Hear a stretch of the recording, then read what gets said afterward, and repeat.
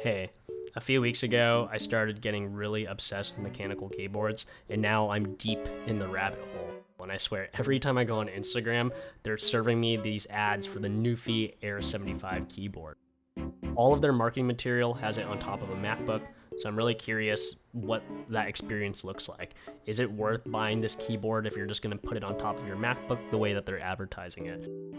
I got the keyboard with blue switches, and I hate blue switches, but I'm going to end up giving this to my girlfriend. She likes blue switches, and she doesn't mind if her keyboard is loud in the office, so this will be perfect for her. But because of that, I'm not going to spend any time doing a sound test because I don't think anyone really cares to hear what blue switches sound like. This here is a 13-inch 2020 MacBook Pro. The keyboard itself has these little rubber stubs at the bottom, and it's designed to essentially go into your keyboard well, so the keyboard sits on top of your keyboard and it doesn't move. It's a pretty cool design, but I find it more annoying than actually useful. If I put the keyboard on the MacBook incorrectly, the keyboard ends up pushing the MacBook keys, and this actually happens pretty frequently, and it's most annoying when it ends up locking my laptop. There also have been some times where I think that the keyboard is on top of my MacBook correctly, but then as I start typing, the stub presses a key like the delete key, and then I'll just sit there just thinking, why is my stuff erasing itself? Then I realize, oh, the keyboard's just pressing down on one of the keys right now. These issues aren't the worst because you only really notice it if you haven't put the keyboard on your MacBook properly. Once you've set everything up, you don't really notice those things anymore. Something you do notice is the fact that this keyboard covers part of your trackpad. So if you scroll a lot, or if you are a heavy trackpad user, or if you use gestures, you're gonna notice it because your fingers are gonna hit the keyboard. I actually ended up getting pretty annoyed about this because now every time I'm scrolling or using a gesture, I have to start lower on the trackpad, and I know this seems like not that big of an issue, but I've been using my trackpad like this for years. Having to change it up just throws me off a little bit, so yeah, boo-hoo, I know.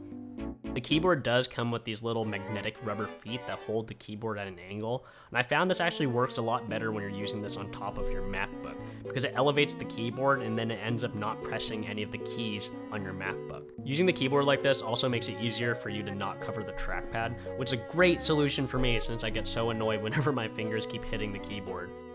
Sometimes I'm using my laptop at an angle, especially when I'm laying in bed or on the couch using the laptop on top of my thighs. So I was hoping that the keyboard would keep itself in place when it's at that angle, but it doesn't. And that's not really Nuphy's fault. That's gravity. Can't really do anything about that.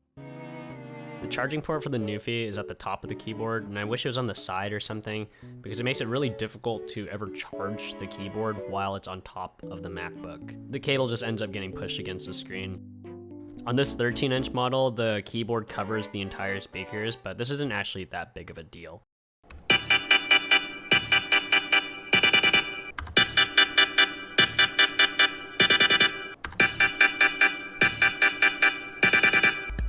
I don't know if you can really tell through the recording, I'm very amateur at making videos, but when the keyboard's flat on the laptop, it acts kind of like a low-pass filter, and with the rubber feet, it just sounds a little bit more amplified, but it's so minimal that you really wouldn't notice. I was worried that having the keyboard so close to my microphone would be kind of annoying during a video call, but Google Meet, FaceTime, Zoom, they're pretty good at canceling out the sound, so it's not a big deal at all. I also have this bad boy. It's a Keychron K3. It's another low-profile keyboard with a similar layout to the Nuphy, and this actually works a lot better on the MacBook if you're going to use it the way that Nuphy is advertising their keyboards. The Keychron has these rubber feet at the bottom, which actually elevates the keyboard completely from any of the MacBook keys, meaning you can slide it around, put it on your keyboard, and it actually never presses a key on the MacBook keyboard. It's also pretty sweet that the Keychron doesn't cover the trackpad, so that's nice. I'm not going to go into a deep comparison of these two keyboards. I just wanted to point out that the Keychron K3 can be used in a very similar way if you want to get something for a little bit cheaper. If anything, Keychron should start advertising their keyboard like this because the ad worked. I bought the Nuphy. All in all, this isn't a bad keyboard. I just really wanted to test it since all of their marketing material is so gung-ho about having it on top of a MacBook. Hell, as I'm recording this, they made an Instagram post advertising the keyboard on top of a MacBook again. I didn't see many reviews that overviewed what the keyboard is like once you use it on top of a MacBook, so I just wanted to create a video in case there's anyone else out there that had questions like mine. Okay, bye.